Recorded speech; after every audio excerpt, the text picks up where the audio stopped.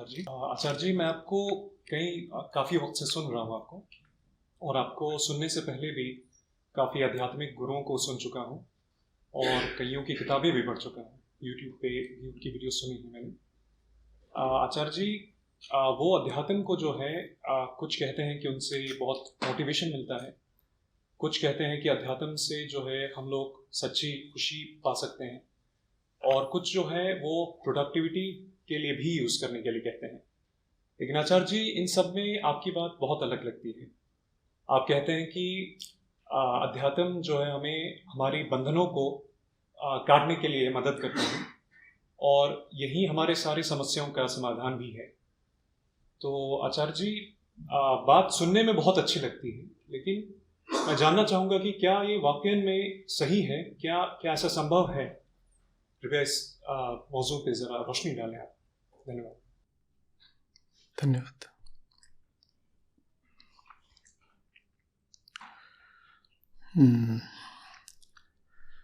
थोड़ा इसको धैर्य के साथ समझेंगे, ठीक है? एकदम जो मूल बात है, जो पहली बात है, वहाँ से शुरू करके फिर जवाब तक आएंगे। मूल बात क्या है कि हम सब लोग कौन हैं, कैसे हैं? हम सब लोग अपनी कामनाओं के पुतले हैं, है ना? हर इंसान के पास बहुत सारी इच्छाएं हैं, ठीक? वही हमारी मूल पहचान है, क्योंकि उसी से हमारे विचार, हमारे भाव, हमारे कर्म सब निकलते हैं।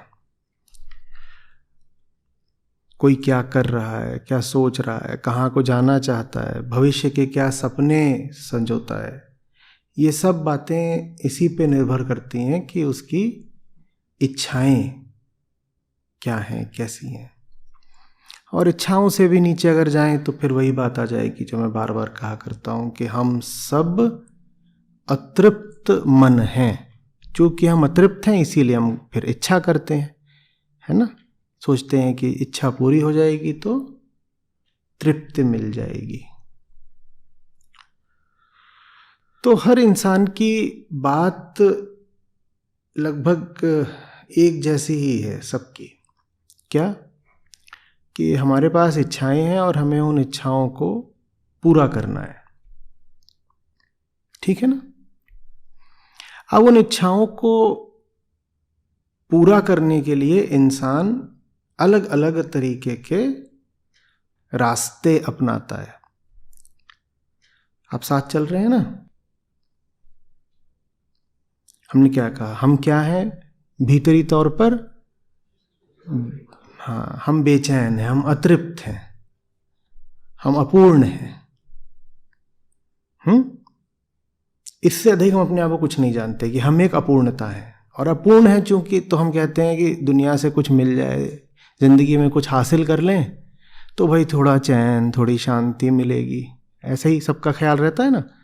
लोग अलग अलग चीज़ें हासिल करना चाहते हैं ऊपरी तौर पे देखें तो, लेकिन भीतर ही भीतर विचार सबका यही रहता है, क्या? कुछ हासिल कर लो तो तृप्ति मिल जाएगी।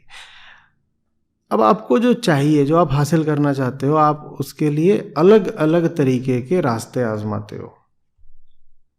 लेकिन रास्ते भले ही अलग हों, हर रास्ते का उद्देश्य एक ही है। क्या? पाना।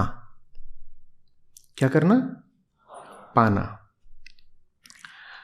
तो कोई ये रास्ता अपनाता है कि पैसा कमा लूं, वो पैसे से कुछ पाना चाहता है। कुछ लोगों को आप पाएंगे कि वो जान लगाए हुए हैं कि नौकरी मिल जाए, और वो नौकरी पाने के लिए पढ़ाई कर रहे हैं।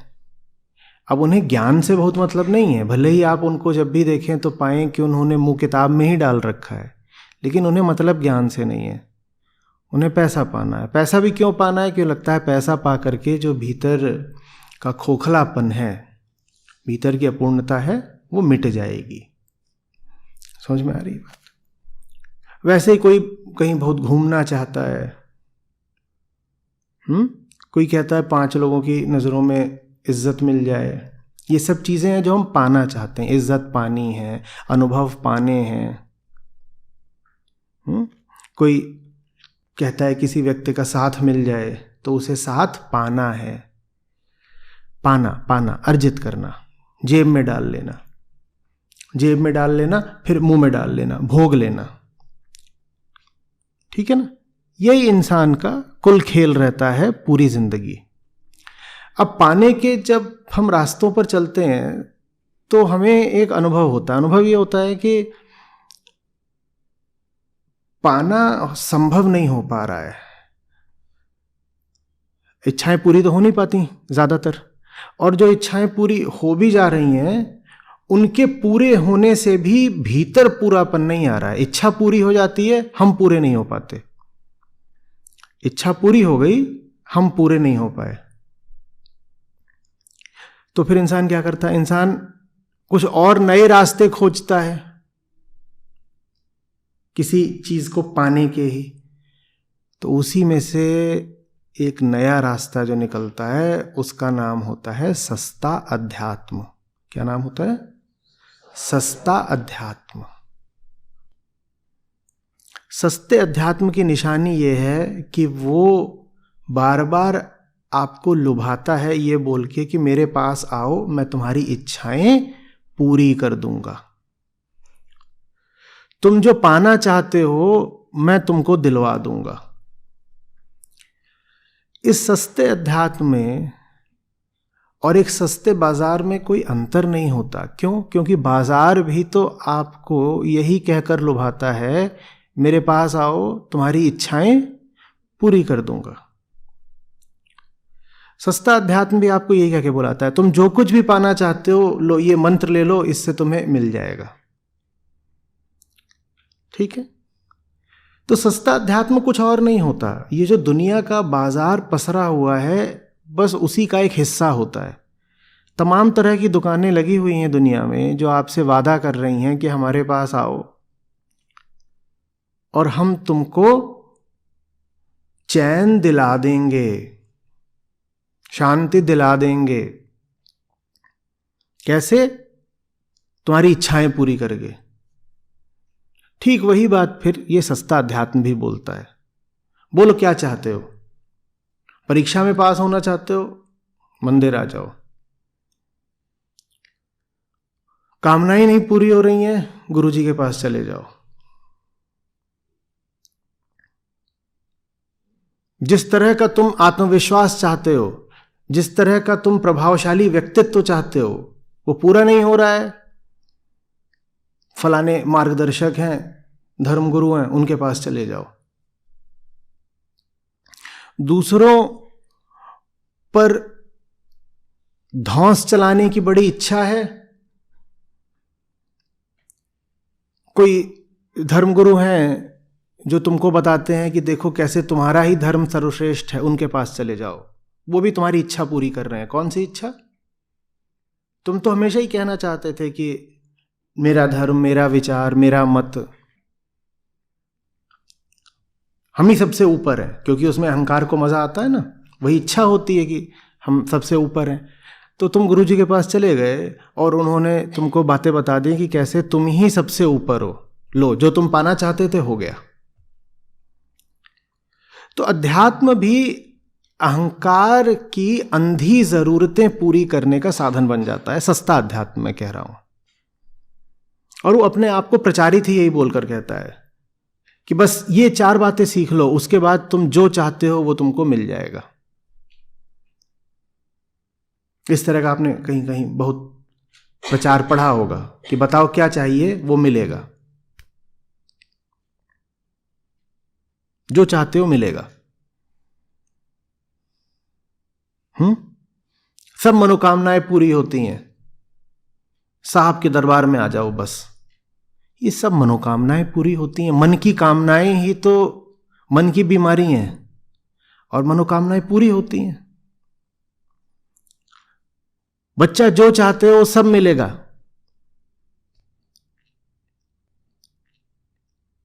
बस गुरु जी की शरण में आ जाओ। ये सुना है कि नहीं सुना? और लोग इसीलिए जाते भी हैं कि हम वहां जाएंगे तो हम जो चाहते हैं वो मिल जाएगा। तो वहां पर बहुत तरह के लोग जाते हैं, लेकिन अधिकांशतः वो लोग जो दुनिया में अपनी चाहतें पूरी नहीं कर पाए होते हैं। अधिकांशतः इसलिए कि कमज़ोर होते हैं, या आलसी होते हैं, या तामसिक होते हैं, हारे हुए होते हैं दुनिया से। तो वो पहुंच जाते हैं, वो कहते हैं कि दुनिया में तो फिर भी लड़ झगड़ करके कुछ हासिल करना पड़ता है, गुरु जी के पास आ जाओ, सस्ते में मिल जाता है। ये अलग बात है कि दुनिया में भी जो लड़ झगड़ कर हासिल करते हो, उससे कोई विशेष आंतरिक लाभ होता नहीं है। लेकिन फिर भी एक आदमी है जो दुनिया में संघर्ष करके पा रहा है, और दूसरा आदमी है जो कह रहा है कि मैं जाऊंगा और बस हाथ जोड़ करके सर झुका दूंगा तो मुझे मनवांछित वरदान मिल जाएगा। इन दो व्यक्तियों में तो जो सांसारिक आदमी है, जो लड़ाई झगड़ा करता है, जो राजसिक रास्ता लेता है, वो बेहतर है। समझ में आ रही है बात? तो इसको मैं कभी ऐसे भी कहा करता हूं कि धर्म जो है वो गरीब और कमजोर आदमी का मटीरियलिज्म है। अभी कुछ दिन पहले कहीं बात हो रही थी, मैंने उनसे कहा था कि पश्चिम में गुड्स आर गॉड्स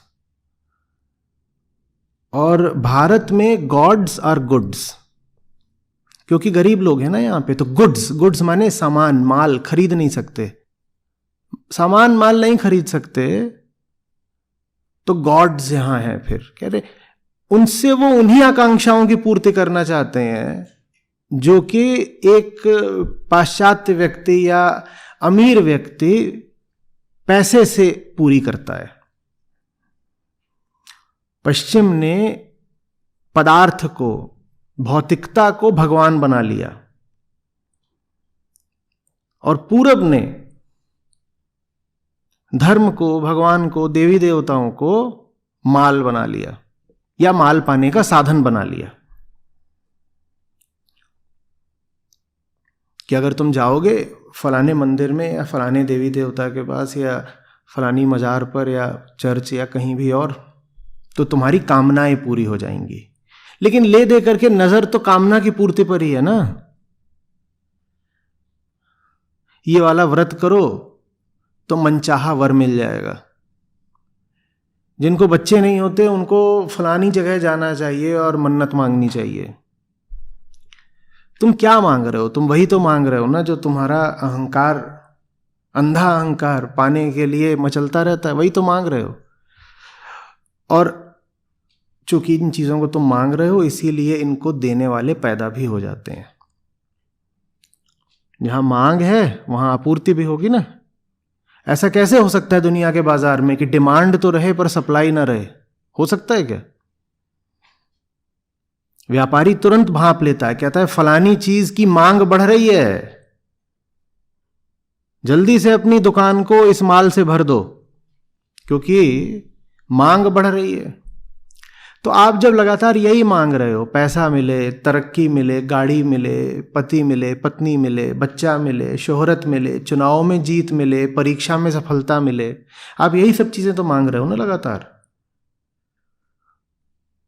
तो फिर धर्म गुरुओं की दुकानें भी तुरंत तैयार हो जाती हैं आपकी इन्हीं सस्ती मांगों को पूरा करने के लिए। वो कहते हैं बढ़िया है।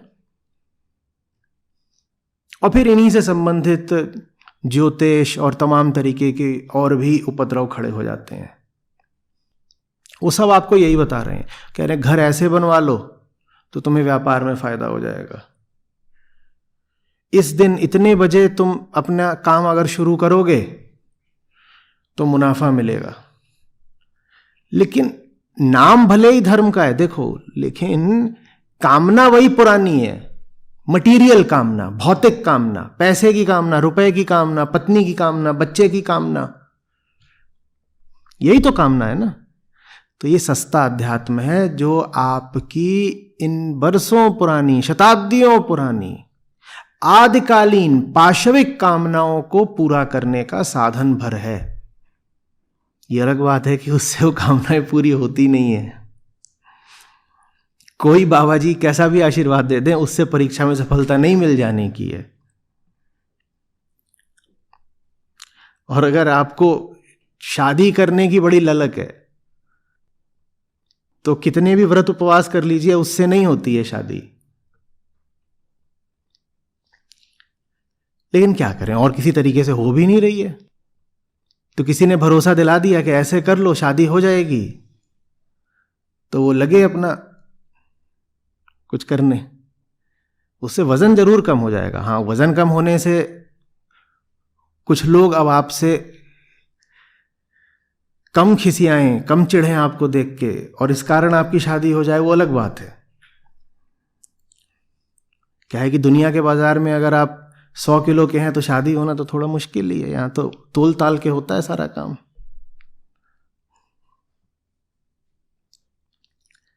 समझ में आ रही है बात? ये सस्ता अध्यात्म है। सस्ते अध्यात्म की निशानी क्या है, फिर से बोलिएगा? वो आपको ठीक वही देता है जो आप चाह रहे हैं, और इसीलिए वो खूब बिकता है। क्योंकि जो कोई आपको कुछ ऐसा देगा जो आप चाह रहे हो, उसका माल क्यों नहीं बिकेगा? आप किसी दुकान में जाओ, आप बोलो फलाना जूता चाहिए, फलाना टूथपेस्ट चाहिए, और जो आप मांग रहे हो बिल्कुल वही चीज वो दुकानदार आपको उठा करके दे दे, उसका माल बिक जाएगा ना। वैसे ही सस्ते धर्म गुरुओं के यहाँ होता है। आप जो चाहते हो वहां मिल जाता है, आप खुश हो जाते हो, कहते हो ये आदमी बढ़िया है, हमने जो मांगा इसने वही दे दिया। हमने जहर मांगा, इसने जहर दे दिया। गौरतलब बात यह कि मांगते हम जहर ही हैं। अहंकार की एक परिभाषा बिल्कुल यही है। वो जो अपने लिए जहर ही मांगता रहता है, वो पहले ही बहुत विषाक्त है, बीमार है बहुत, और इतना बीमार होने के बाद भी उसको होश नहीं आता, वो अभी अपने लिए और नशा और जहर मांगता है। उसको अहंकार कहते हैं। बल्कि वो जितना ज्यादा नशे में गिरता जाता है, उतना ही अधिक वो और नशा मांगता जाता है। इसको अहंकार कहते हैं। आप मांग रहे हैं, वो दे रहे हैं। आप मांग रहे हैं, वो दे रहे हैं। बाजार गर्म है, बाजार चलाने के लिए 2 ही लोग तो चाहिए होते हैं। क्रेता, विक्रेता, खरीदने वाला, बेचने वाला। आप खरीदने को तैयार हैं, वो बेचने को तैयार हैं। माल धड़ाधड़, बाजार गर्म। ये सस्ता अध्यात्म है, और ये खूब चलता है, हमेशा से यही चलता आया है। इसमें सारा जोर किस पर है? अपनी इच्छाओं की पूर्ति पर। धन धान्य आएगा, फलानी जगह जाकर फलाने पर्वत पर पूजा कर लो तो धन धान्य की प्राप्ति होती है। फलाना टोटका कर लो, फलाने तरह के कपड़े पहन लो, फलानी रंगोली बना दो तो घर में लक्ष्मी आती हैं। मांग क्या रहे हो? वही पुरानी चीज जो जानवर भी मांगते हैं। क्या? भौतिक पदार्थ, पैसा। भौतिक पदार्थ जानवर भी मांगते रहते हैं ना। तो ये हमारी बहुत पुरानी पाशविक वृत्ति है, चीजें इकट्ठा करने की। उसी वृत्ति को हमने धर्म का नकाब पहना दिया है। मांग वही पुरानी चीज रहे, लेकिन नाम धर्म का दे दिया। हम कहने लगते हैं ये पूजा करो तो घर में खूब पैसा उतरता है। वही तो मांग रहे हो जो कोई भी आम आदमी भी मांगता है। एक नास्तिक व्यक्ति भी तो यही चीजें मांगता है जिंदगी में, जो कि आप आस्तिक बनकर, धार्मिक बनकर मांग रहे हो, है कि नहीं? नास्तिक आदमी बिना किसी भगवान को माने मांगता है। वो कहता है मैं भगवान वगैरह को नहीं मानता, मुझे तो जिंदगी में अपने हिसाब से चलना है, पैसा कमाना है। सारे नास्तिक पैसा कमाने के लिए नहीं आतुर होते, पर एक उदाहरण दे रहा हूं। और जो घोर आस्तिक हैं वो भी यही कर रहे हैं। वो कर रहे हैं मैं महाआस्तिक हूं, अब मेरे घर में लक्ष्मी उतरेंगी। आप जाइए बड़ी बड़ी दुकानों में, वहां बहुत बड़ा चित्र आप लगा पाएंगे देवी देवताओं का। इसलिए कि वो धार्मिक है क्या? बताइए। इसलिए क्योंकि उनमें लालच है। हमने धर्म को भी अपने लालच की पूर्ति का साधन बना लिया है। लालच हमारे भीतर पहले से था। धर्म भी हमारे लालच को पूरा करने का, हमारी अंधी वासनाओं, अंधी कामनाओं को पूरा करने का साधन बन जाए, इसके लिए बहुत तरीके की धार्मिक दुकानें खुल गई हैं। समझ में आ रही है बात?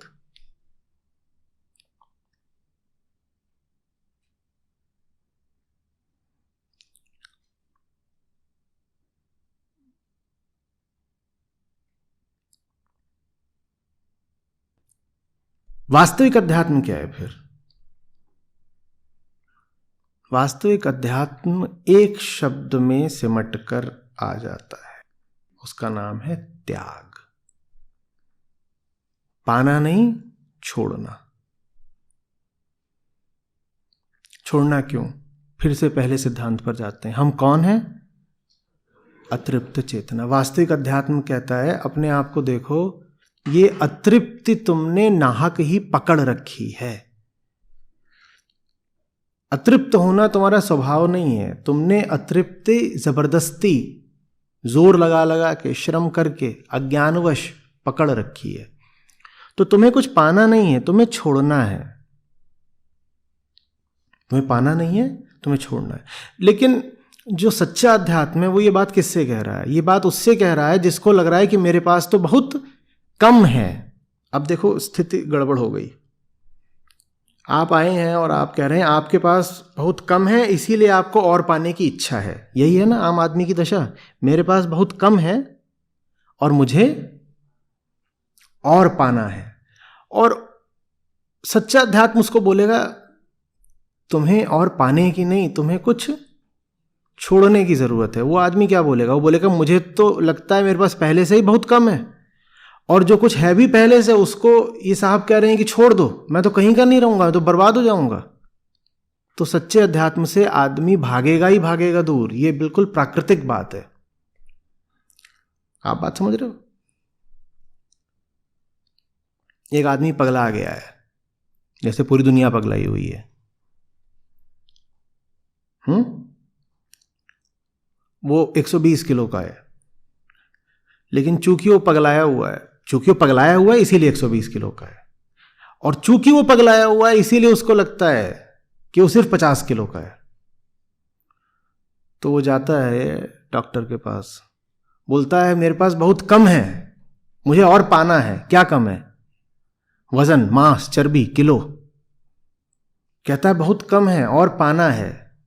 और अपने मन में उसको पूरी आश्वस्ति है, वो एकदम निश्चित करके बैठा है कि वो बहुत कम है और उसको और पाने की जरूरत है, क्योंकि वो क्या है? पगला। और वो जाता है चिकित्सक के पास और चिकित्सक कहता है उससे कि साहब आप बहुत कम नहीं हैं, आप अभी बहुत ज्यादा हैं। आपकी समस्या ये है कि आप बहुत ज्यादा हैं, आपको और कम करना है। तो जो पागल आदमी है इसके चेहरे पर डर दौड़ जाता है, चेहरा बिल्कुल फक उतर जाता है, सफेद हो जाता है। क्यों? कहता है मैं तो पहले ही इतना कम हूं, कुल 50 किलो का हूं मैं, और मुझे बता दिया कि तुम्हें भी और कम होना है। और कम होऊंगा तो तिनका बन जाऊंगा, फिर कांटा बन जाऊंगा, फिर गायब ही हो जाऊंगा। ये है संबंध आम संसारी और सच्चे अध्यात्म का। इन दोनों की आपस में कभी जमती ही नहीं। आम संसारी इतना तो अनुभव करता है कि वो दुखी है, पर वो कभी नहीं जान पाता कि उसके दुख का वास्तविक कारण क्या है। तो वो अपने दुख का इलाज बहुत उल्टे पुल्टे तरीके से करता है, और इलाज ही दुख को बनाने की वजह बन जाता है, दुख को बढ़ाने की वजह बन जाता है। जैसे कि किसी पागल आदमी ने खुद ही अपना डायग्नोसिस कर लिया हो। कोई व्यक्ति है, क्योंकि हम सब कहां से बीमार हैं? हम सब मन से बीमार हैं ना, उसी को पागलपन कहते हैं। और एक पागल आदमी खुद ही अपनी जांच पड़ताल करके अपना निदान कर ले कि ये मेरी समस्या है, तो क्या होगा भाई? जो तेरा मन बीमार है तो उसी बीमार मन के कहने पर मन का इलाज कर लेगा। जैसे कोई अंधा आदमी कहे कि मैं अपनी आंखों की सर्जरी खुद करूंगा, कैसे? देख देख कर। एक अंधा आदमी कह रहा है कि मैं अपनी आंखों का इलाज खुद करूंगा, मैं अपनी सर्जरी खुद करूंगा, अपनी आंखों से देख देख के मैं अपनी सर्जरी करूंगा। ऐसी हम सबकी हालत है। यही तो अहंकार कहता है। वो मानते ही नहीं है कि वो इस स्थिति में नहीं है कि तय कर सके कि उसकी कामनाओं पर चलकर उसको शांति मिल जाएगी। वो कहता है नहीं, मुझे पक्का पता है फलानी अगर मेरी मांग पूरी हो गई तो मेरी जिंदगी ठीक हो जाएगी। मुझे बड़ी समस्या तब आती है जब लोग आते हैं और कहते हैं कि हमें अपने दुख की वजह पता है और बस आप ये वजह कैसे ठीक होगी बता दीजिए। लोगों को दुख है, ये बात बहुत घबराने की नहीं है, इस बात में बहुत बड़ी चुनौती नहीं है। दुख छोटी चीज है, दुख हटाया जा सकता है। ज्यादा बड़ी समस्या यह है कि लोगों को लगता है कि वो जानते हैं कि उनको दुख किस वजह से है, और सब अपने दुख की वजह क्या बताते हैं? कामनाएं पूरी नहीं हो पा रही ना, इसलिए दुख है। आप नहीं जानते हैं कि आपका मूल दुख क्या है। चूंकि आप नहीं जानते आपका मूल दुख क्या है, इसीलिए आप अपने दुख को हटाने के लिए ऊटपटांग उपाय करते रहते हैं। कोई किधर को भाग रहा है, कोई कुछ कर रहा है, कोई कुछ कर रहा है, और आप जो कुछ भी कर रहे हैं उससे कोई लाभ होने का है नहीं। पर आशा बनी रहती है आखिरी सांस तक कि अभी 2-4 बार और इधर उधर हाथ मारें तो क्या पता सुख मिल ही जाए। नहीं मिलेगा। आपने आंखें बंद कर रखी हैं, आप हर दिशा में घूमते फिरते रहिए, एक तरफ को दौड़ पड़िए या गोल गोल चक्कर काट लीजिए, आप किसी मंजिल तक नहीं पहुंच जाएंगे। जीवन भर श्रम करता है आम आदमी, बहुत श्रम करता है, जितनी मेहनत की जरूरत नहीं है उससे ज्यादा मेहनत करते हैं हम सब। पाते क्या है? पाते कुछ नहीं। सबके चेहरों पर थकान है। आप देखिएगा चेहरा आपका किसी का भी ताजा नहीं मिलेगा, खिला हुआ नहीं मिलेगा। हर आदमी एक थका हुआ चेहरा,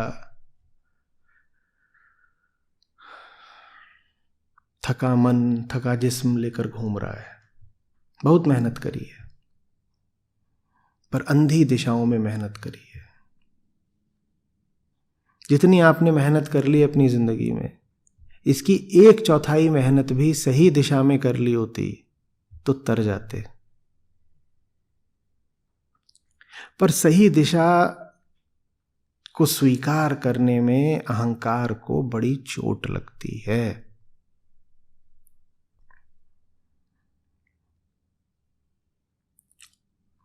क्योंकि सही दिशा भीतर से होकर गुजरती है। सही दिशा चलने वाले को कहती है कि गड़बड़ ये नहीं है कि तुझे सही दिशा नहीं मिल रही, गड़बड़ ये है कि सही दिशा सामने आ भी गई तो न तू उसे जान सकता है न स्वीकार कर सकता है।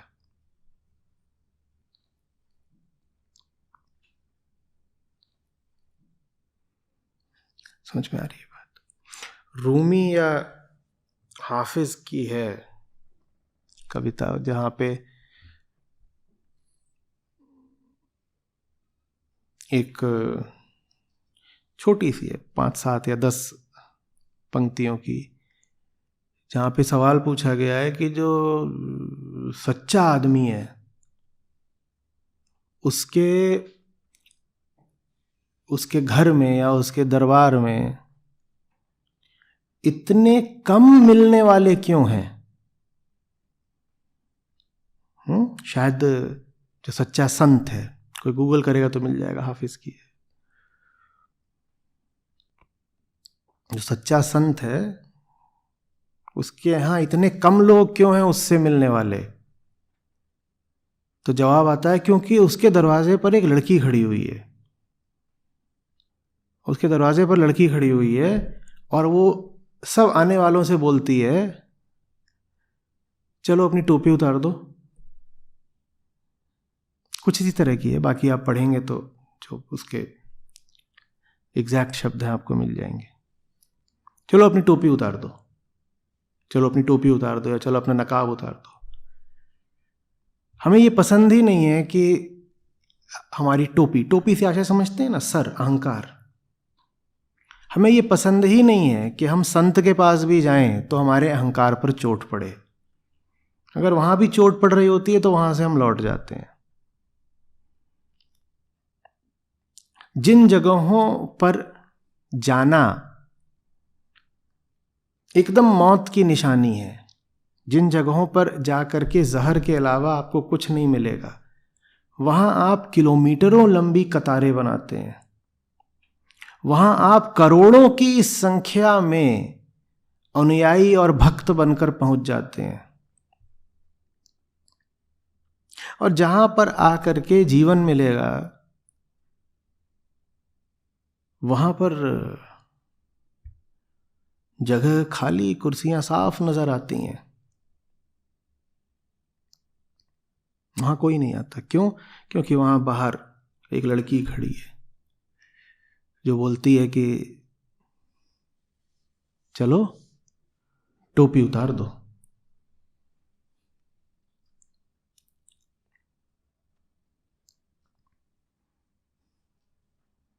समझ में आ रही है बात?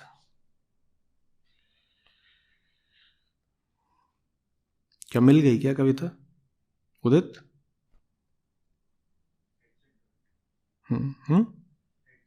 हेड चेक कर लाना।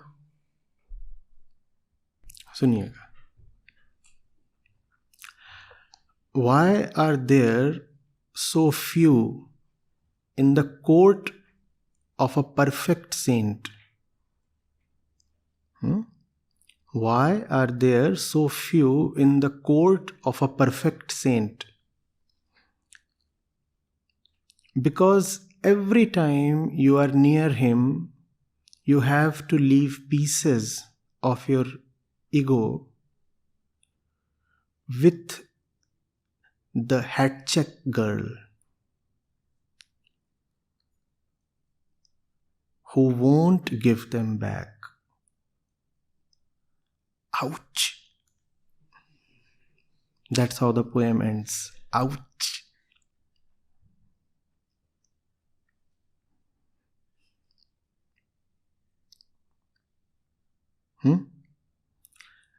Why are there so few in the court of a perfect saint? Because every time you are near him, you have to leave pieces of your ego with the hat check girl.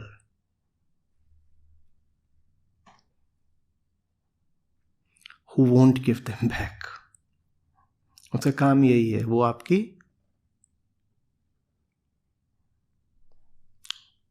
ले लेती है, फिर लौटाती भी नहीं है। और जब नहीं लौटाती है तो आप क्या बोलते हैं?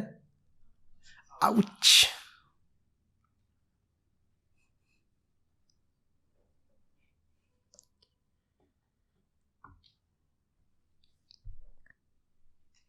बस ये है।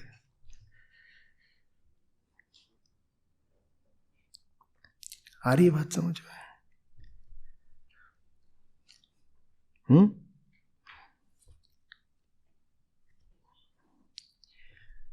संतों ने कहा है, मेरे कबीर साहब, वो कहते हैं कि सब भागते रहते हैं गन्ने मिठाई शक्कर के पीछे, जिससे 100 तरह के रोग होते हैं, लेकिन नीम कोई न पीवसी। ये भी सर्च कर लो भाई, मुझे ऐसे ही टुकड़े टुकड़े बीच में बस याद आते हैं, फ्लैश करते हैं। स्मृति पे मेरा जोर कम है, बस जो पढ़ लिया वो कहीं पीछे थोड़ा गूंजता रह जाता है। उदित बताना कबीर साहब का नीम कोई न पीवसी, सर्च करो, बस इतने से मिल जाएगा। लेकिन नीम कोई नहीं पीना चाहता, जिससे सारे जो रोग हैं वो दूर हो जाते हैं। अभी दुनिया की सदा से कहानी रही है, तो बस ये बात है। नीम पसंद नहीं आता। हमने कोशिश करी उसके लड्डू बनाते हैं, लेकिन लोगों को फिर भी पसंद नहीं आता।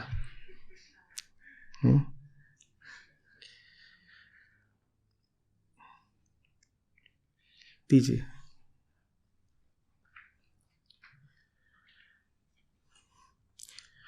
कल से बाहर किसी को खड़ा कर देना और उसके यहाँ पे लिख ही देना हैट चेक गर्ल।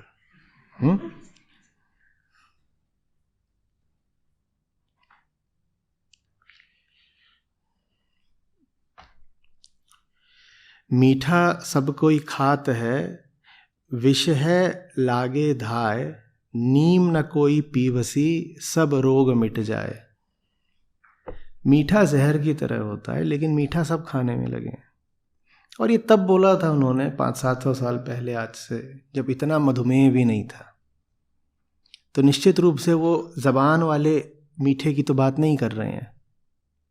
समझ रहे हो ना किस मीठे की? जो मन को मीठा लगता है सब उधर को ही भागते हैं, और जो कुछ मन को मीठा लगेगा वही जहर की तरह है, विष है बिल्कुल। हमारा बेड़ा गर्क हमारी मीठी मीठी कामनाओं ने ही तो करा है, और किसने करा है? आज आपके चेहरे पर जो बोझ है, पीड़ा है, थकान है, वो सब आपकी कामनाओं की ही तो देन है। आज जो कुछ भी जिंदगी में आपको जहर जैसा लगता हो, वो जरूर कभी बहुत मीठा लगा रहा होगा। नीम न कोई पीवसी, सबे रोग मिट जाए। नीम किसी को नहीं चाहिए।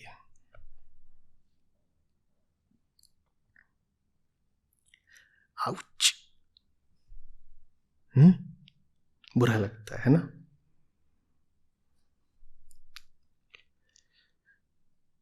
एक पूरी टीम बैठी हुई है हेट को मॉडरेट करने के लिए। प्रतिदिन कुछ नहीं तो 1000-2000 हेट मैसेजेस आते हैं।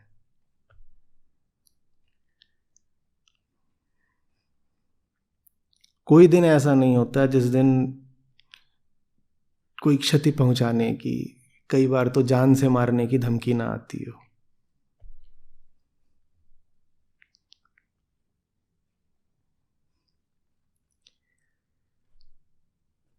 मूल बात बस एक है, हमारी कामनाओं को दिलासा देने वाली मीठी बात करो ना। बताओ कि कैसे हम कुछ पा लें। छोड़ने की बात क्यों कर दी? कड़वा सच हमें क्यों बता दिया? हमें नहीं जानना है।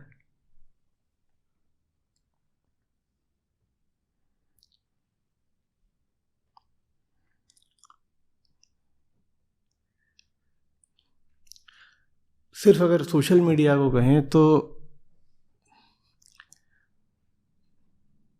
5 से 10,000 लोग अनफॉलो और अनसब्सक्राइब करते हैं, और वो सबसे ज़्यादा तब होता है जब कोई वीडियो प्रकाशित होता है। वो डला नहीं कि सीधे 500 आते हैं अनसब्सक्राइब। अब ये वाला जब डलेगा तो 1500 आएंगे।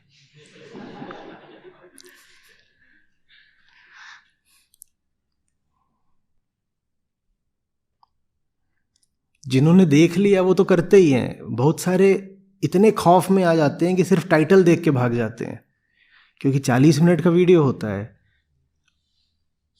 और पब्लिश होने के 5 मिनट के अंदर अंदर 200 लोग चैनल छोड़कर भाग गए। ऐसा कैसे हुआ? वो टाइटल से ही डर गए।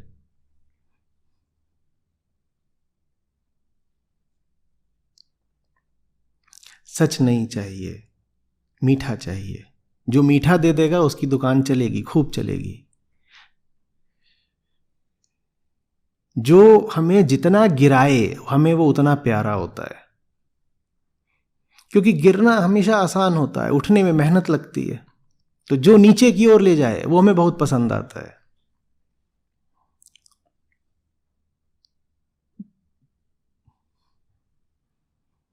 और नीचे की ओर ले जाने वाली दुकानें आज जितनी हैं उतनी कभी नहीं थीं। जो कोई आपके अंधविश्वासों को मान्यता दे दे, आपके अंधविश्वासों में आपका साथ दे दे, वो तुरंत आपको सच्चा लगेगा।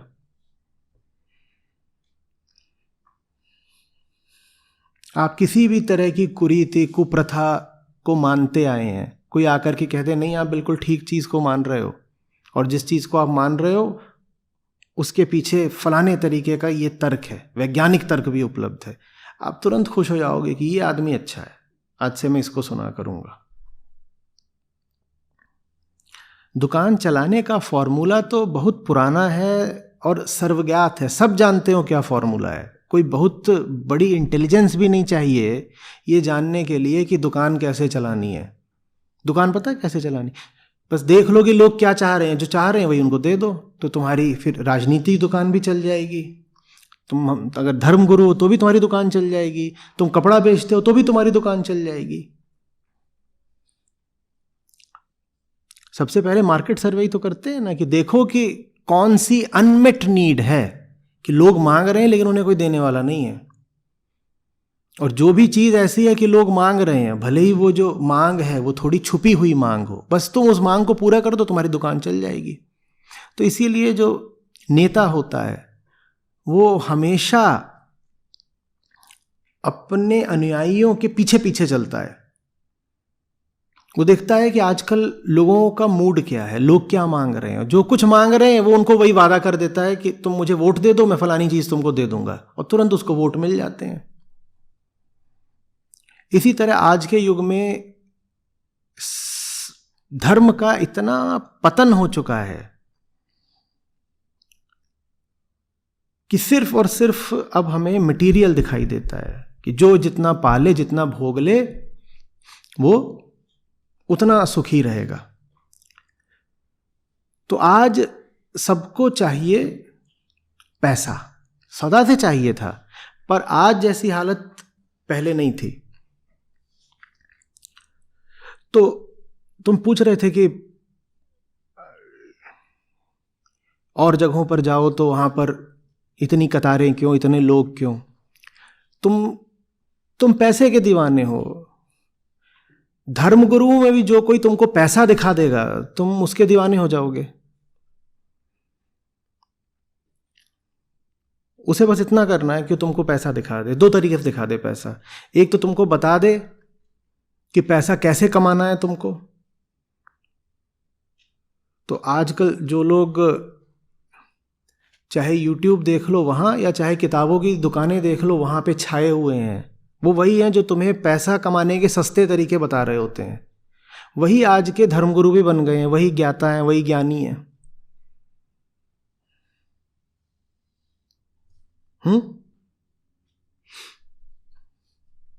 आप अगर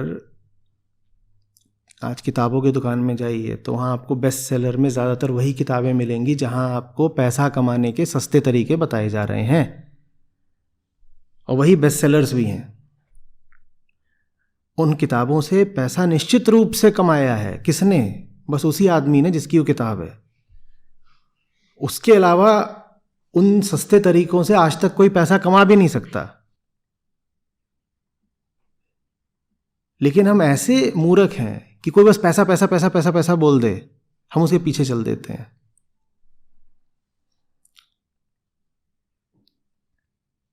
वो इन्फ्लुएंसर बन जाएगा, वो बेस्ट सेलिंग ऑथर बन जाएगा।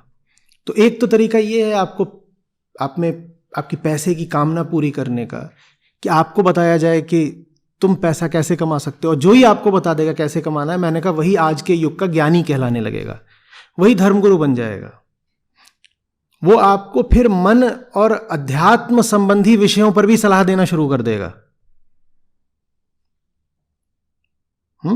वो एक आपको बात बोलेगा कि बिटकॉइन से पैसा कैसे कमाना है, और वो तुरंत अगली बार आपको बताएगा द पर्पस ऑफ लाइफ। और आप ये पूछ भी नहीं पाओगे कि ये दोनों बातें एक ही आदमी कैसे बता रहा है, और इन दोनों बातों का संबंध क्या है। एक चैप्टर आएगा कि क्रिप्टो से रातों रात करोड़पति कैसे बने, और अगला चैप्टर आएगा जो बताएगा कि गुड पेरेंटिंग कैसे करनी है, या पर्पस ऑफ लाइफ क्या है। और आप कहोगे ये ज्ञानी आदमी, इसकी बात तो सुननी ही है, क्योंकि अभी अभी इसने क्रिप्टो के बारे में बताया। जो क्रिप्टो के बारे में बताया वो तो ज्ञानी है ही, क्योंकि हमें और कोई ज्ञान चाहिए भी नहीं, क्रिप्टो का ही चाहिए। तो अब हम इससे ये भी पूछेंगे कि समाधि कैसे लगनी है, और वो बता भी रहा है समाधि कैसे।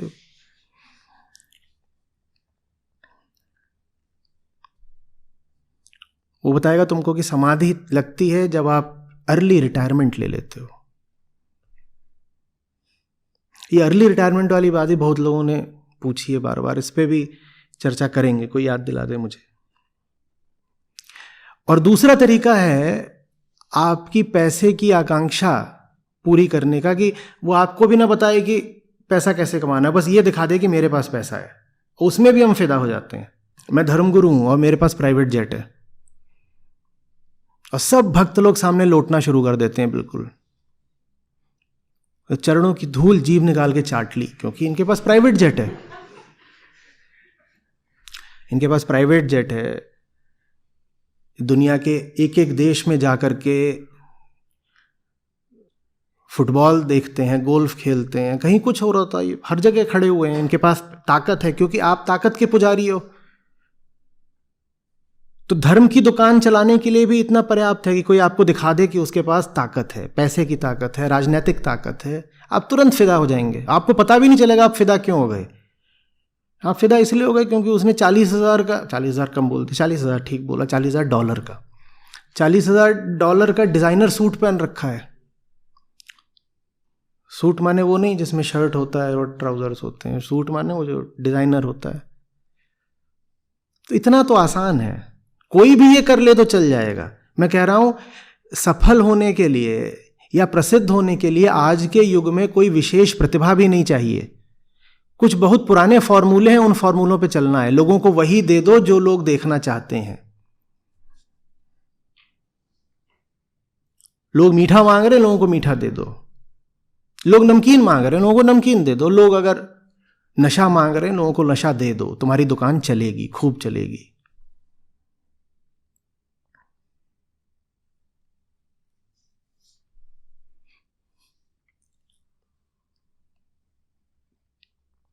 बात आ रही है समझ में? नहीं आ रही है समझ में? किसी को नहीं आ रही है समझ में? कोई भी नहीं समझ रहा है।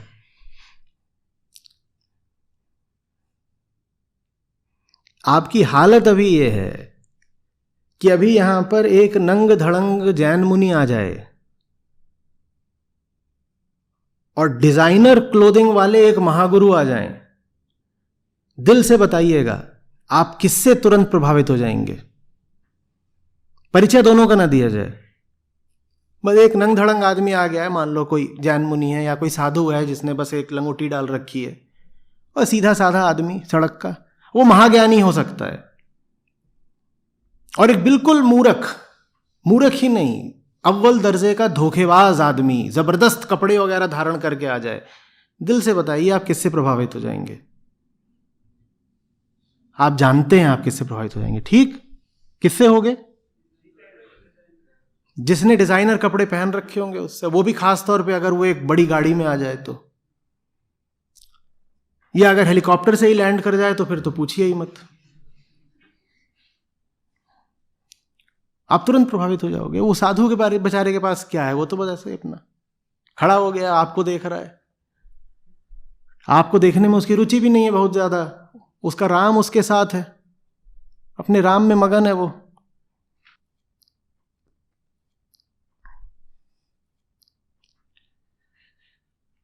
और इधर जो व्यक्ति आया है वो बिल्कुल वैसा ही है जैसा आप हैं, बल्कि वो वैसा है जैसा आप बन जाना चाहते हैं। प्रभावशाली, वेल नेटवर्क्ड, पैसे वाला, प्रतिष्ठा वाला, पॉलिटिकल कनेक्शंस वाला, ग्लोब ट्रॉटिंग, यही सब आप करना चाहते हो ना। आम आदमी यही सब तो करना चाहता है। आप नहीं चाहते आप 10 देशों में घूमो, तो जो व्यक्ति दिखा देता है मैं 10 देशों में घूम रहा है, वो आपका गुरु बन जाता है, क्योंकि वो आपको वही दिखा रहा है जो आप स्वयं अपने लिए भी चाह रहे हो। आप नहीं चाहते हो कि दुनिया भर की हसीनाएं आपके साथ घूमें, तो धर्मगुरु भी अब हसीनाओं के साथ घूम रहे होते हैं, आप प्रसन्न हो जाते हो। क्या बात है, क्या बात है। इनका इंटरव्यू लेने सेक्सीएस्ट एक्ट्रेस आई है।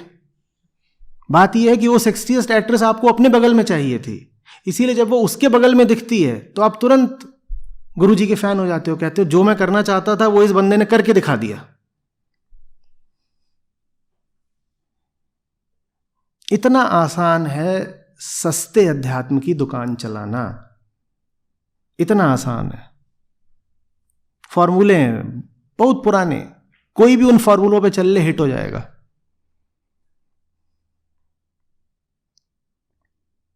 उनको भी पता है कि ये फॉर्मूले, उनको भी पता है कि आपका कौन सा बटन दबा दो तो आप इंप्रेस हो जाते हो, और हम हो जाते हैं, ये सब जानते बूझते भी हो जाते हैं। अभी ये सब, अभी तो मैंने पूछा था कि यहाँ पे एक नंगा मुनि आ जाए और एक डिजाइनर गुरु आ जाए तो किससे इंप्रेस हो जाओगे। अब आगे की बात सुनो और खौफनाक। हमने बात अब कर ली, ठीक, ये बात हमने अब कर ली ना। ये बात करने के बाद भी अगर यहाँ पे वो मुनि आ जाए और डिजाइनर गुरु हो जाए तो भी आप डिजाइनर गुरु की तरफ जाओगे। ये बात करने के बाद भी उधर जाओगे, बिल्कुल जाओगे, रहा ही नहीं जाएगा। भीतर कुछ होता है जो चुंबक की तरह खींचता है लोहे की तरफ। आप अभी यहां कुछ भी कह लो, लेकिन अभी एक इधर खड़ा हो जाए, एक इधर खड़ा हो जाए, आप सबकी निगाहें उधर ही हो जाएंगी और आप उधर को ही आकर्षित होगे, क्योंकि यही तो हमारे शरीरगत और समाजगत संस्कार है ना। जिधर पैसा है उधर जाओ, जो इच्छाओं को पूरा करने का वादा करता हो उसके चरणों में लौट जाओ, जो ताकतवर दिखता हो उसके साथ खड़े हो जाओ। लिंक्डइन पर पूरी दुनिया नेटवर्किंग कर रही है, आप किससे नेटवर्किंग करते हो? जो बिल्कुल एक बिना किसी काम का बेरोजगार फ्रेशर होता है उससे नेटवर्किंग करते हो क्या? हर आदमी किससे नेटवर्किंग करने को उतारू है? जो ताकतवर दिखे उसके साथ हो जाओ तुरंत। लोग अपने ट्विटर अकाउंट्स में लिख के रखते हैं प्रोफाइल में, कोई होगा मान लीजिए जिसके ट्विटर पर 1000 फॉलोवर हो, उसको किसी ऐसे ने फॉलो कर दिया जिसके 1 लाख फॉलोवर थे। जिसके 1 लाख फॉलोवर है उसका नाम है मान लो कुछ भी कखग, तो ये 1000 वाला व्यक्ति अपनी प्रोफाइल में लिखेगा फॉलोड बाय कखग। हंसने की क्या बात है, वो व्यक्ति हम ही में से एक है ना, हम ही ऐसे हैं। ये देखा है ऐसे कि नहीं देखा है? लोग अपनी प्रोफाइल में लिख के रखते हैं फॉलोड बाय कखग। हम मरे रहते हैं कि कोई ताकतवर आदमी हमारे नेटवर्क में आ जाए बस। तो जहां आपको फिर कोई प्रभावित करना चाहता है, बस वो अपनी ताकत दिखा देता है, आप तुरंत झुक जाते हैं। वो इंसान मिलता ही नहीं जो ना ताकत के सामने झुके, ना पैसे के सामने झुके, न नकाबों के आगे, न झूठ के आगे। ऐसा आदमी मिलता ही नहीं।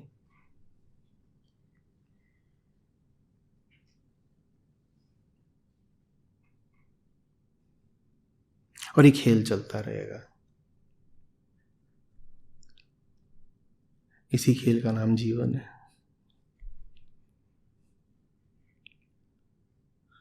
ये खेल खत्म नहीं होने वाला। लोग कई बार पूछते हैं आचार्य जी, सब अगर बुद्ध जैसे हुए दुनिया का क्या होगा? ऐसा कभी होगा ही नहीं कि सब बुद्ध जैसे हो जाएंगे। ये खेल चलता रहेगा।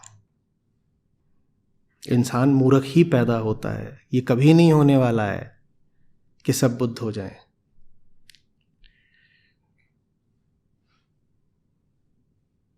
हाँ, कुछ होंगे गिने चुने मुट्ठी भर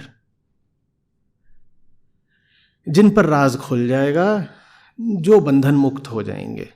अब आपको बंधन मुक्त होना है या नहीं होना ये आप जानिए, लेकिन अगर आप इस उम्मीद या इंतजार में रहेंगे कि जब सारी भीड़ चलेगी सच के रास्ते पर तब हम भी जाएंगे, तो आप बहुत विचित्र और नासमझ मांग कर रहे हैं। क्योंकि भीड़ को तो नासमझ ही रहना है। अगर आपने ये तय कर लिया कि आप भीड़ के ही साथ चलेंगे तो फिर आप नासमझी के ही साथ चलेंगे।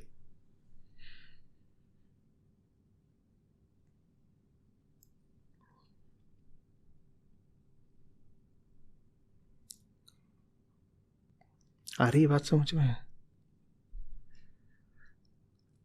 समय ये है कि जहां भीड़ देखो सतर्क हो जाओ कि यहां निश्चित रूप से कुछ गलत है।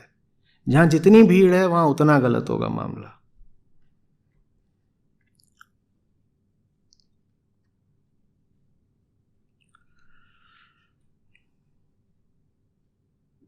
सही रास्ते पर एक आदमी को लाना मुश्किल है, गलत रास्ते पर 1000 को भी खींच लेना आसान है।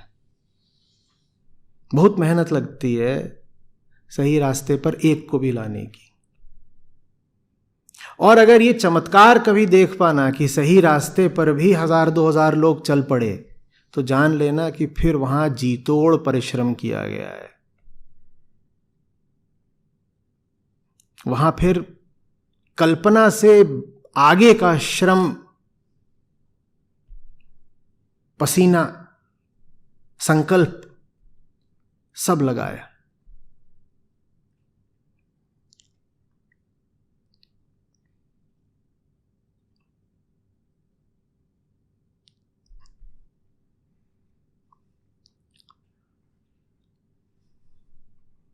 मजा तो आ रहा है, समझ में भी आ रहा है।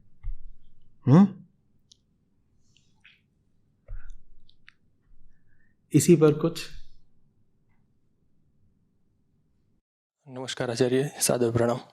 मैं ऋतुराज राजकोट गुजरात से आया हूँ और लगभग 2019 से आपको सुन रहा हूँ।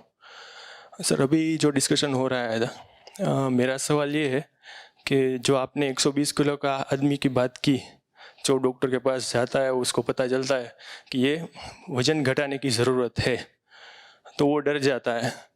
तो सेम चीज़ हमारा साथ भी होती है कि कोई किसी को हम बताते हैं कि ये मत करिए, तो वो पहले तो डिफेंसिव हो जाता है, फिर उसको ज़्यादा समझाओ तो वो ऑफेंसिव भी हो जाता है।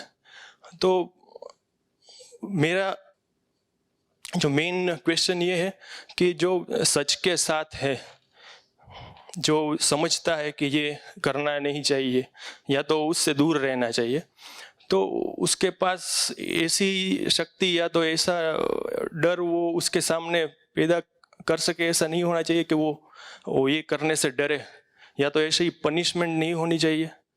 क्योंकि जिस तरह से होनी चाहिए से क्या आशा है आपका?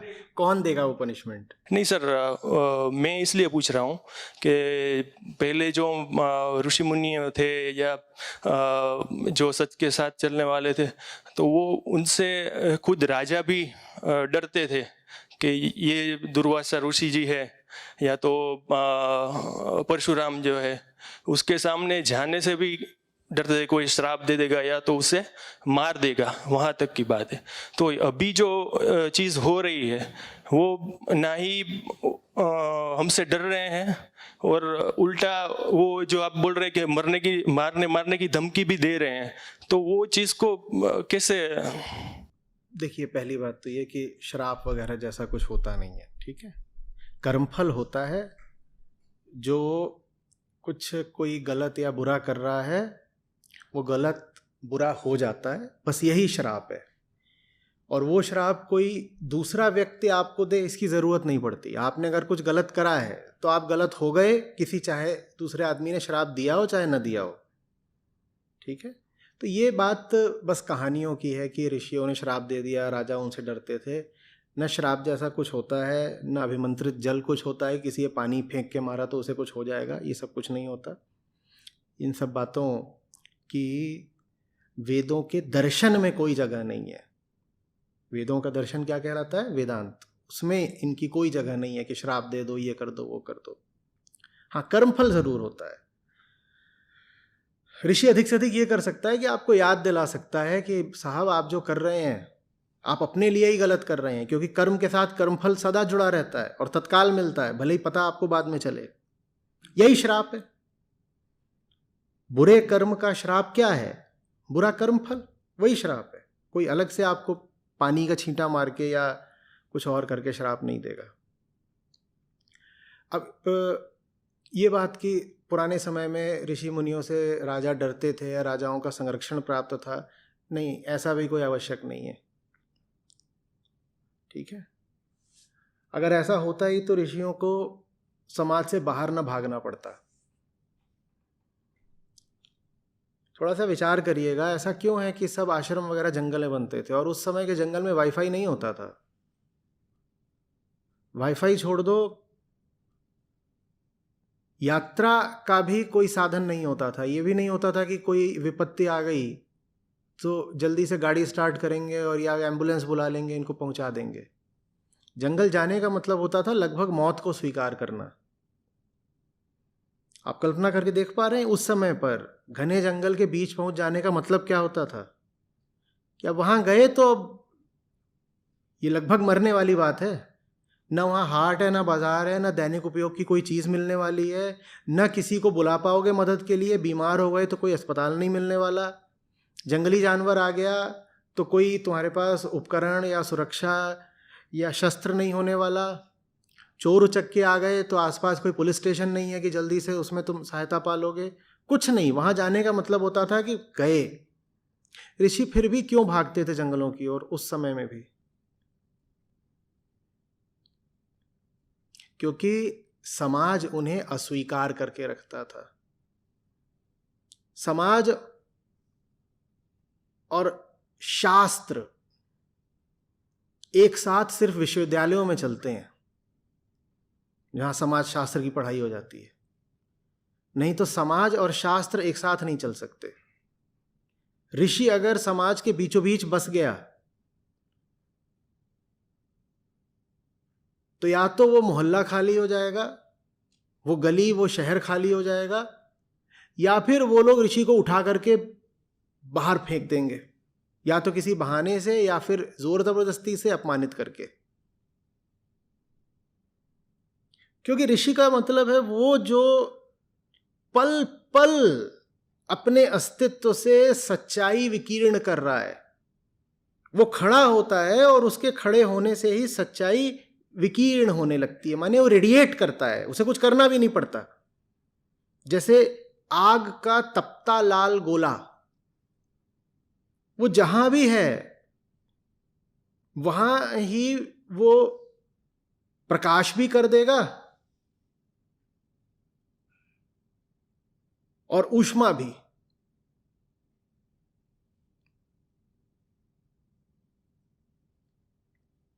बात समझ में आ रही है? उसे कुछ करना थोड़ी है। वो अगर कहीं पे है लोहे का एक लाल तपता हुआ पिंड, तो रोशनी भी करेगा और गर्मी भी करेगा। ऋषि ऐसा होता है। वो समाज के बीच में कैसे रह लेगा? समाज को अपने अंधकार में और झूठ में रहना है, और ऋषि के होने भर से रोशनी फैलती है। रोशनी फैलती है तो अंधेरे को लगता है मैं मरा, मैं मरा, मैं मरा, तो अंधेरा फिर रोशनी को भगाता है। ऋषियों को इसलिए जंगल भागना पड़ता था। राजाओं का बड़ा संरक्षण प्राप्त होता ऋषियों को, तो रह जाते, समाज में ही रह जाते। समाज के तरीके गंदगी के, शोर शराबे के। ऋषि वहां पर कैसे बैठेंगे शांति में, मौन में? अगर राजाओं को संरक्षण प्राप्त होता तो राजा कहते हैं ऋषि जहां भी हैं उनके आसपास मैं कानून बना रहा हूं कि सफाई होगी, शांति होगी, मौन होगा। पर राजाओं ने ऐसा कोई नियम नहीं बनाया। राजाओं ने कहा ऋषि बाबा अगर आपको शांति चाहिए तो आप निकलो समाज से और आप जंगल जाओ। समाज अपनी जगह रहेगा, शहर अपनी जगह रहेगा, आप मत रुको ना शहर में। हम शहर को बदलने को नहीं बोलेंगे, हम ऋषि को कहेंगे अपनी जगह बदल लो। तो ये जो आप कहानियां पढ़ते हो कि राजा आए ऋषि के पास और नमन करा, ये सब इक्का दुक्का कहानियां हैं। ये सब कहानियां अल्पमत की हैं। बहुमत में तो वही कहानियां हैं जहां पर राजा और राजा का समाज ऋषि के प्रति या तो उदासीन थे और कई बार विद्वेषपूर्ण भी। समझ में आ रही है? समाज में इतना अनाचार फैला, इतना अनाचार फैला कि बुद्ध और महावीर को अपने अपने राज्य छोड़ करके सफाई अभियान चलाना पड़ा पूरा। वो जो समाज में इतना अनाचार फैला था वो राजाओं की सहमति के बिना ही फैल गया था क्या? तो राजा कौन से दूध के धुले हुए थे कि वो साधुओं का बड़ा साथ देंगे, ऐसा कुछ करेंगे? ऐसा कुछ भी नहीं था। तो सच के रास्ते पर जिसको चलना है उसको तो अपना रास्ता खुद बनाना पड़ता है। वो ये बहाना नहीं कर सकता कि अरे आजकल तो राजनैतिक हमको संरक्षण नहीं मिला हुआ है तो हम क्या करें। तुम्हें राजनैतिक संरक्षण नहीं मिला हुआ है तो तुम एक नई राजनीति पैदा करो ना। तुम्हें और कोई बली आकर के सहायता नहीं दे रहा है तो तुम अपनी भुजाओं में बल पैदा करो ना।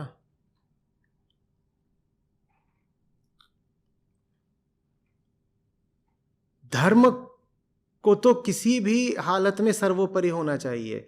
और अगर धर्म की जीत के लिए यही जरूरी है कि तुम्हारे पास बाहुबल, धन बल, शस्त्र बल हो, तो ये सब तुम अर्जित क्यों नहीं कर रहे?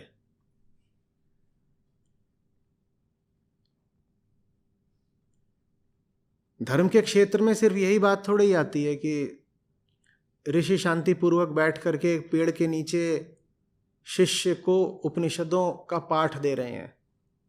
धर्म में तो ये भी आता है कि अर्जुन को युद्ध के मैदान में कृष्ण कह रहे हैं, अर्जुन शस्त्र उठा और लड़। और जो महत्व उपनिषदों का है वही बराबर का महत्व गीता का भी है।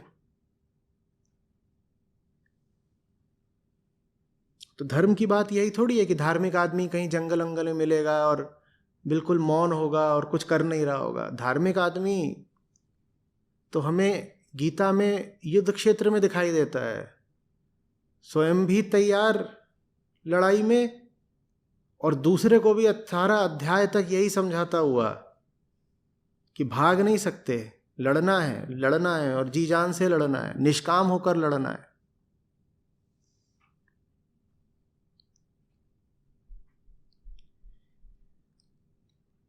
समझ में आ रही है बात?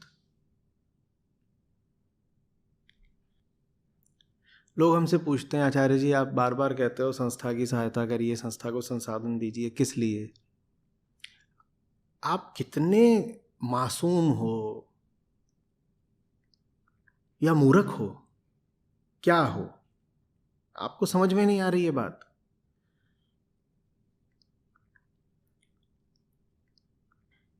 सच्चाई की एक छोटी सी किरण भी अंधेरे के लिए मौत समान घातक होती है। जिन भी लोगों के पास ताकत है,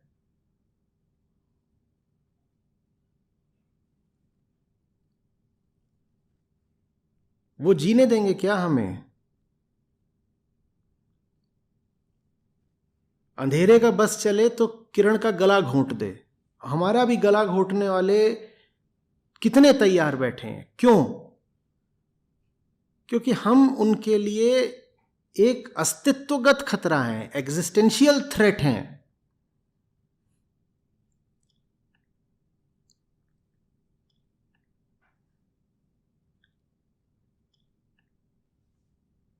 और भयानक उनके भीतर गुस्सा है और चिढ़ है।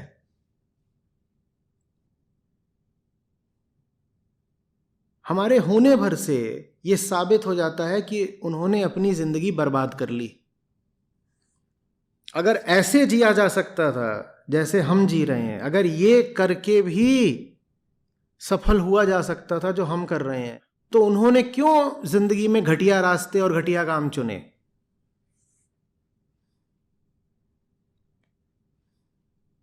हमारे होने भर से न जाने कितने लोगों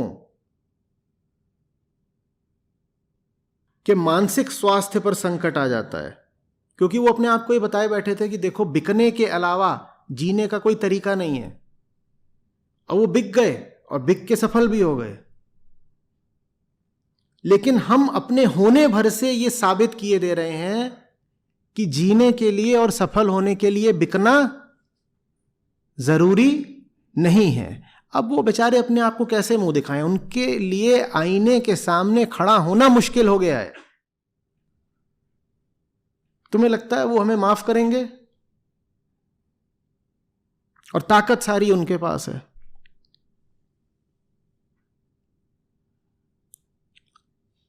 या तो जो काम मैं कर रहा हूं वो तेजी से बढ़ेगा, नहीं तो उसका गला घुट जाएगा। वो धीरे धीरे शनय शनय नहीं आगे बढ़ सकता।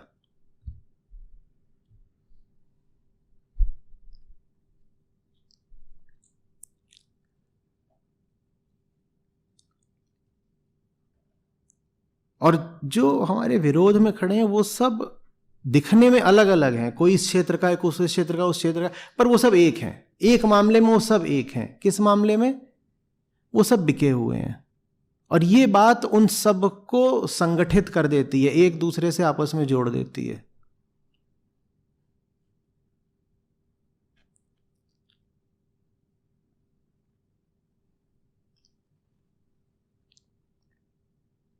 उनमें से कोई राजनीति से हो सकता है, कोई किसी और क्षेत्र से हो सकता है, कोई अभिनय से हो सकता है, कोई यूट्यूब का इन्फ्लुएंसर हो सकता है, कोई धर्म के क्षेत्र से हो सकता है।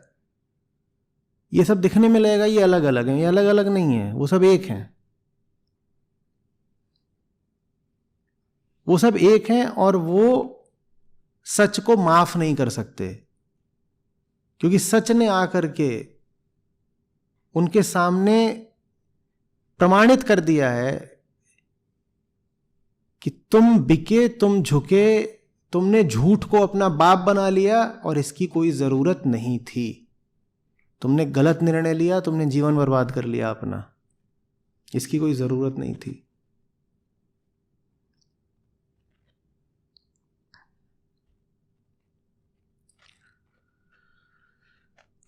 झूठ को कितनी तीखी चोट देता है सच, इसका अंदाजा आपको नहीं लगेगा, क्योंकि इसका अंदाजा सिर्फ उसको लग सकता है जिसका झूठ बहुत बड़ा और बहुत गहरा है। जब झूठ बहुत बड़ा और बहुत गहरा होता है और अपने आप को ही सत्य घोषित किए होता है, और बस एक छोटी सी सच्चाई की किरण आकर के उसकी पोल खोल देती है, तो आप कल्पना नहीं कर सकते कि झूठ को कितनी झुंझलाहट होती है, उसे कितना क्रोध आता है। वो आपा खो देता है। वो कहता है कत्ल करो तुरंत, सच का कत्ल करो। हमने इतना सारा अंधेरा जमा करा और एक छोटी सी किरण ने उसकी पूरी पोल खोल दी, हमें असफल साबित कर दिया।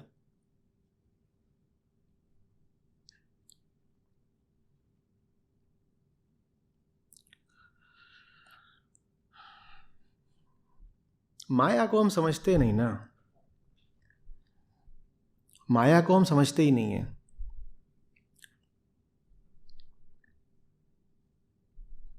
तो फिर हमें लगता है कि इतनी बड़ी लड़ाई की जरूरत क्या है, कोई समस्या तो है नहीं, कोई समस्या तो है नहीं, तो इतने लंबे चौड़े समाधान की जरूरत क्या है, कोई दुश्मन तो है नहीं, तो फिर इतना बड़ा युद्ध करने की जरूरत क्या है। आप जान ही नहीं रहे हैं, आपकी हालत ऐसी है जैसे आपको अपने रोग का कुछ पता ही नहीं। आप डॉक्टर के पास गए हैं और उसने आपसे बोल दिया है कम से कम 2 से 5 लाख लगेगा, और आप बिदक गए।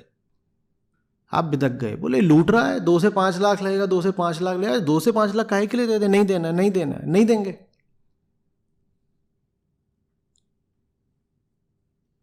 आपको पता ही नहीं है कि आपको कैंसर है।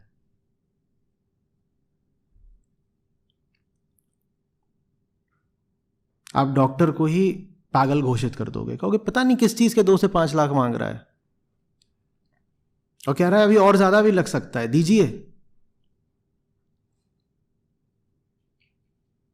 आपको कोई ये बताने वाला ही नहीं है कि कैंसर है आदमी के भीतर भी, समाज में भी, और उससे अगर निपटना है तो बहुत सारे संसाधन चाहिए। डॉक्टर पागल नहीं है कि कह रहा है कि इतना लगेगा।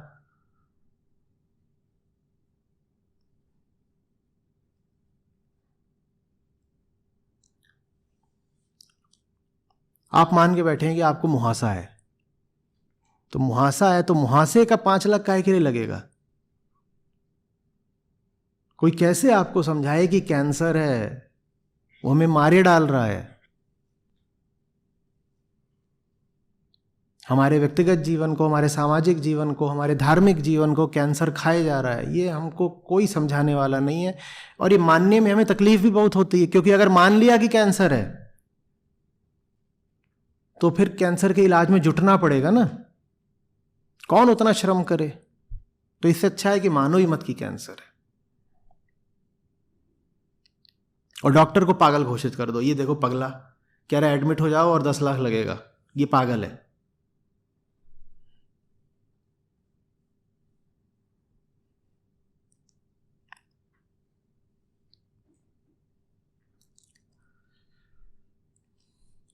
लोगों के आते हैं ऐसे बड़े नादान से सवाल, एकदम मासूम, पर आचार्य जी आपको इतनी मेहनत की जरूरत क्या है? जैसे कि कैंसर का रोगी अपने डॉक्टर से पूछे, पर मेरे ऊपर इतनी मेहनत क्यों कर रहे हो? मुझे बड़ा बुरा लगता है जब आप इतनी मेहनत करते हो, आप इतनी मेहनत मत करो, मुझे आपकी बड़ी चिंता हो रही है। ये कैंसर का रोगी डॉक्टर को बोल रहा है मुझे आपकी बड़ी चिंता हो रही है, आप इतनी मेहनत मत किया करो। आप जब देखो तब मेरे साथ मेरे ऊपर मेहनत करते रहते हो, इतनी मेहनत करते हो, आप मत करो इतनी मेहनत, कहीं आपको कुछ हो ना जाए। ये डॉक्टर के साथ भी सहानुभूति रखने को तैयार है, ये मानने को तैयार नहीं है कि तुझे कैंसर है और डॉक्टर को तुझसे प्रेम है। तुझे है कैंसर और डॉक्टर को है प्रेम। ये छोटी सी बात ये मरीज स्वीकार करने को राजी नहीं है।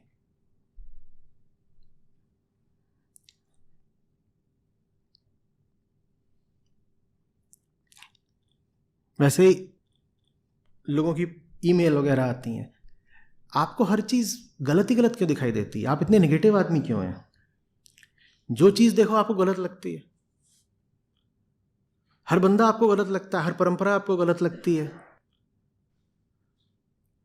आदमी कोई भी काम कर रहा है सब आपको गलत ही गलत लगता है। अच्छा, आपको ब्लड कैंसर हो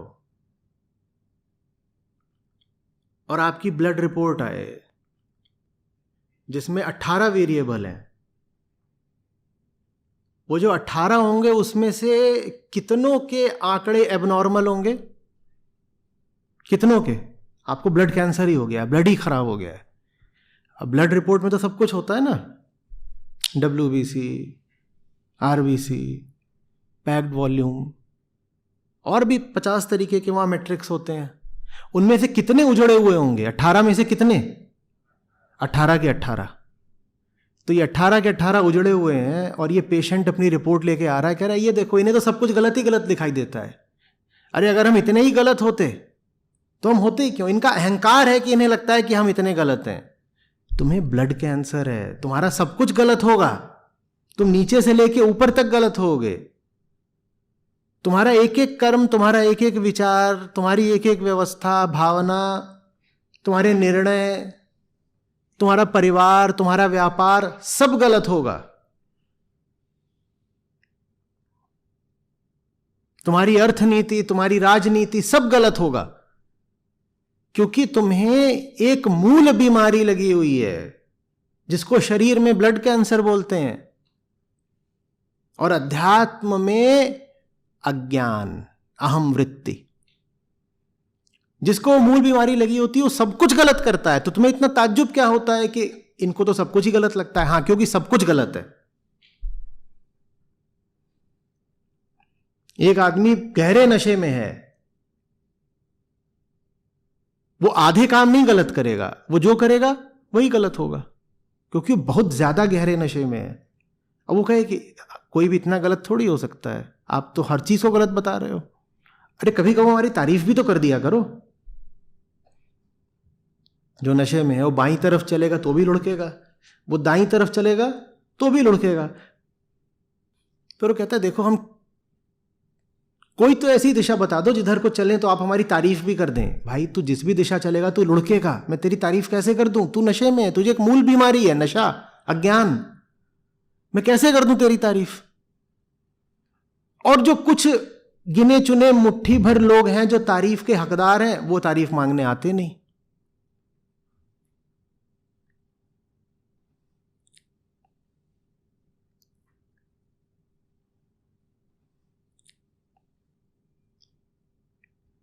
सारी समस्या यहीं पर आ जाती है, हमें नहीं पता हम कितने बीमार हैं।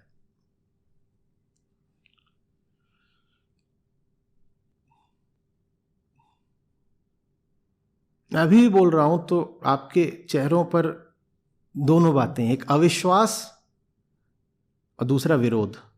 माना नहीं जा रहा, नहीं हम इतने गलत थोड़ी हो सकते, हम ऐसे इतना गलत।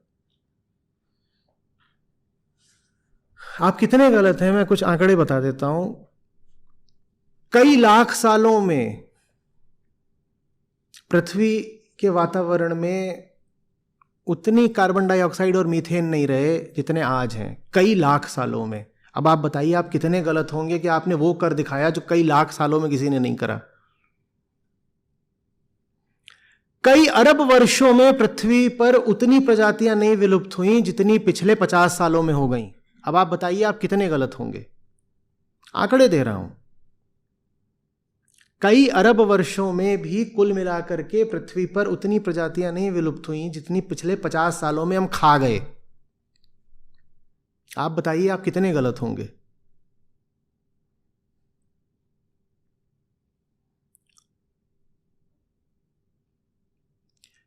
बड़े से बड़े विश्व युद्धों, महायुद्धों में भी जनसंख्या में तनाव का स्तर उतना नहीं था जितना आज साधारण आदमी में, उतना तब सैनिकों में भी नहीं था। जितने तनावग्रस्त सैनिक नहीं होते थे विश्व युद्धों में, उससे ज्यादा तनावग्रस्त आज आम आदमी है, और इसके आंकड़े मौजूद हैं, पढ़ लीजिएगा। आप बताइए आप कितने गलत होंगे।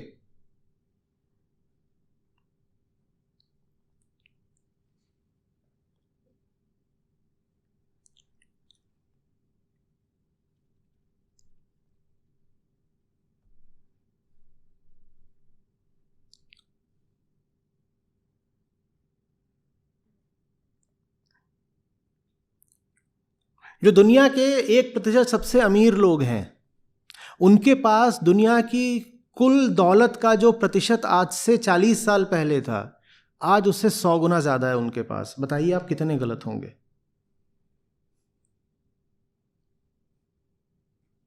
मैं आंकड़ों की बात कर रहा हूं।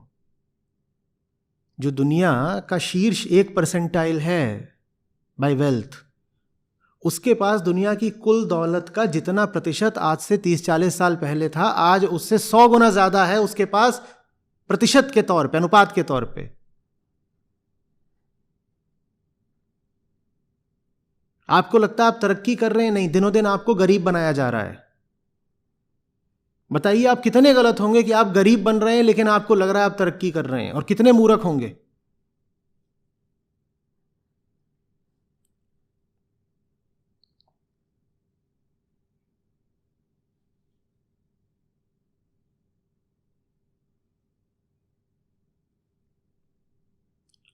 हवा और पानी में प्रदूषकों का जो आज स्तर है वो पिछले कई हजार सालों में कभी नहीं था, और जो कारक हैं, जो फैक्टर्स हैं जो इतना प्रदूषण करते हैं, उन पर कोई टैक्स नहीं है। उन सब चीजों को आप सस्ता माल समझ के और ज्यादा उपयोग में ला रहे हैं। जैसे कि प्लास्टिक है, उस पर कोई ऐसा टैक्स नहीं है जो कि उसके घातक क्षमता के अनुपात में हो। इसीलिए तो प्लास्टिक का इतना उपयोग है ना, क्योंकि सस्ता है, उस पर कोई टैक्स नहीं लगता, या लगता भी है तो हल्का फुल्का, और जहर वो बहुत बड़ा है। और आप कहते हैं आप समझदार हैं। हमारे साथ एक एक कदम पर धोखा किया जा रहा है, हमें कुछ पता नहीं है।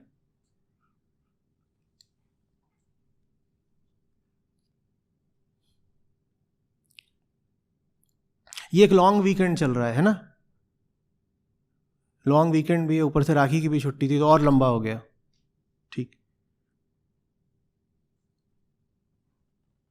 मैं पिछले महीने भी गोवा आया था, और मैंने यहाँ पर जो होटल्स के और बीएनबी वगैरह के रेट थे वो पिछले महीने भी देखे थे जब यहाँ इतनी छुट्टियाँ नहीं थी। और इस बार भी आया हूँ और इस बार भी देख रहा हूँ कि क्या रेट है, 4 गुना ज़्यादा है। तो मैंने हंस करके बोला, मैंने कहा ये ऐसा है कि जैसे वहाँ से सब बड़ी बड़ी कंपनियों ने अपने कैदी छोड़े हैं कि 4 दिन के लिए छोड़ रहे हैं, और इधर गोवा वाले कॉरपोरेशंस को फ़ोन कर दिया है, जो टूरिज्म कॉरपोरेशन है इधर, कि भेड़ें छोड़ दी हैं, उधर आ रही हैं, पूरी तरह से उनको मूड लेना। उधर से छोड़ी गई हैं और इधर आ रही हैं, और उधर वालों ने इधर वालों को फ़ोन कर दिया है कि ये भेड़ें खुश होकर आ रही हैं कि हमें आज़ादी मिल रही है, तुम इनको अच्छे से मूंढ लेना। और ऐसा नहीं कि यहां पहुंचने पे मूंढे जाओगे, उससे पहले फ्लाइट में मूंढे जाओगे। 5,000 का टिकट 12,000 का है, और तुम खुश हो रहे हो कि देखो मैंने तो बहुत कमाया और अब मैं जा रहा हूं वीकेंड सेलिब्रेट करने। तुमने क्या कमाया? जो तुमने कमाया वो तुमसे लूटा जा रहा है, क्योंकि तुमको सबको एक ही समय पर छोड़ दिया गया है। और वही बात है बिल्कुल जो सुबह और शाम के ट्रैफिक के वक्त होती है। तुम खुश हो रहे हो मैं कमाने जा रहा हूं, तुम्हें दिख नहीं रहा है तुम अपनी जिंदगी सड़क पे बर्बाद कर रहे हो। हमें पता ही नहीं, हमें लगता है सब ठीक है। फिर एक कार का नया मॉडल आएगा जिसमें फीचर होगा कि चूंकि आप ट्रैफिक में रोज 4 घंटे बर्बाद करते हैं, इसीलिए इसमें इन बॉक्स एंटरटेनमेंट है, because you are boxed inside. तो इसमें मैं खास तरह का, आप कहेंगे भाई तो बहुत अच्छी कार है, मैं इसके लिए 5 लाख और ज्यादा देने को तैयार हूं।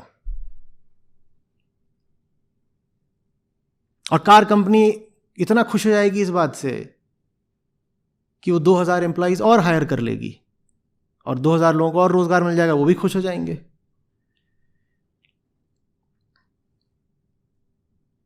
आप कितनी चौड़ी कर लोगे सड़कें? Noida, greater Noida express way बना था, एक समय पर पूरा खाली रहता था। मैं उस पर 20 साल से चल रहा हूं, अभी उस पर जाम लगते हैं। अब चौड़ा कैसे करोगे उसको? कितनी लेन जोड़ोगे? कहां से जोड़ोगे?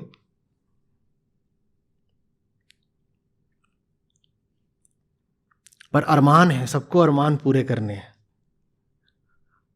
आपके पास अरमान है, उनके पास दुकान है।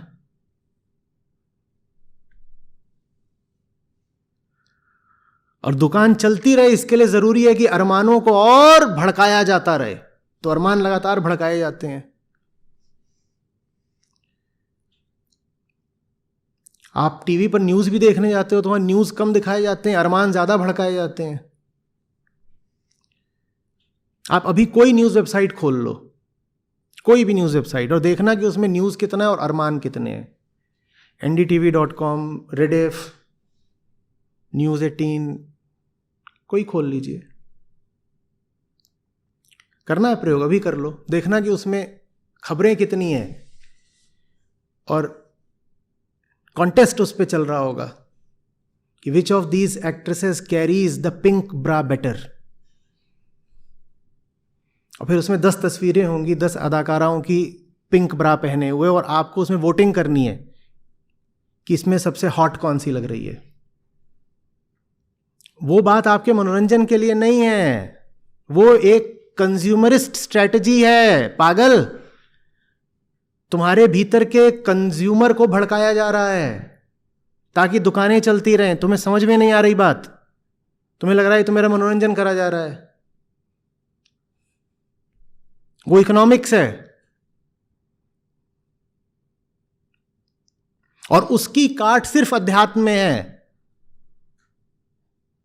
ये साइकोलॉजिकल वॉरफेयर है, और जो साइकी है उसको सही दिशा सिर्फ अध्यात्म दिखा सकता है। और इसीलिए ये जो पूरा तंत्र है ये अध्यात्म से बहुत डरता है, क्योंकि अगर अध्यात्म सफल हो गया तो इन सब का भट्टा बैठ जाएगा।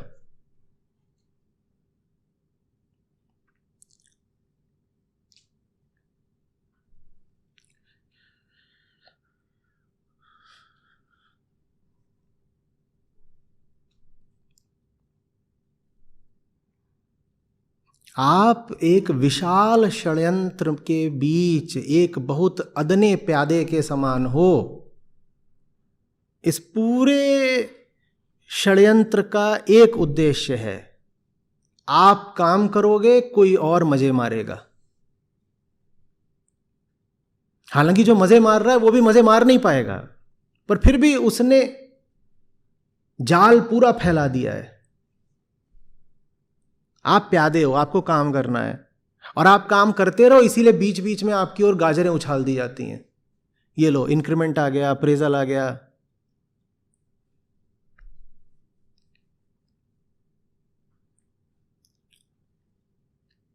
पिछली बार मैं यहां था, देख रहा था एक होटल में एक कंपनी अपने एम्प्लॉयज को लेकर के आई थी। 30-40 थे वो। उनके लिए कमरे वमरे बुक कर दिए थे थोक में, और जो वो उछल रहे थे, उनको लग रहा था कि दुनिया की सबसे बड़ी चीज पाली हमने। कुछ गाजरें तो आपकी ओर उछालनी जरूरी है ना, ताकि आपको लगता रहे कि आप भी तरक्की कर रहे हो।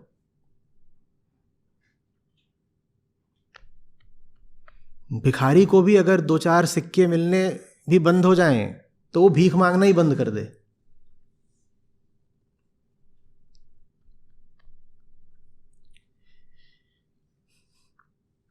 दुनिया का पूरा मीडिया इस वक्त 8 हाथों में केंद्रित है, और आप मीडिया के चलाए चलते हो, ठीक ना?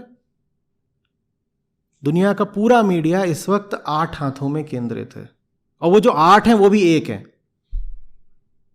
आपके दिलो दिमाग पर सिर्फ 800 करोड़ हैं दुनिया में लोग, और 8 लोगों ने आपके दिमाग पे कब्जा कर रखा है। और मैं जब मीडिया कह रहा हूं तो उसमें सोशल मीडिया शामिल है,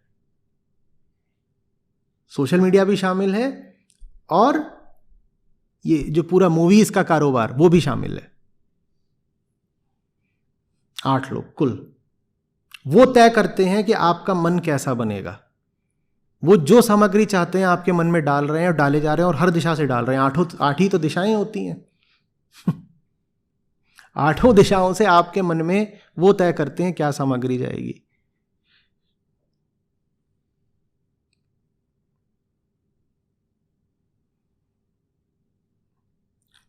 कहीं से अगर सच्चाई सामने आ रही होगी, वो सच्चाई को छोड़ देंगे क्या, माफ कर देंगे? आपको लग रहा है?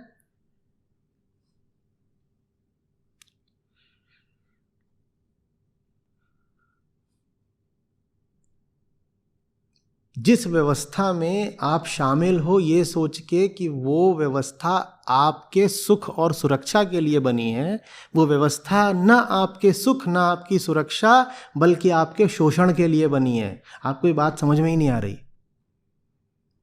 और पगले इतने, नादान इतने कि जहां आपका शोषण हो रहा है वहां से आपको हटाया जाता है तो आपको लगता है कि आपका सुख छीना जा रहा है।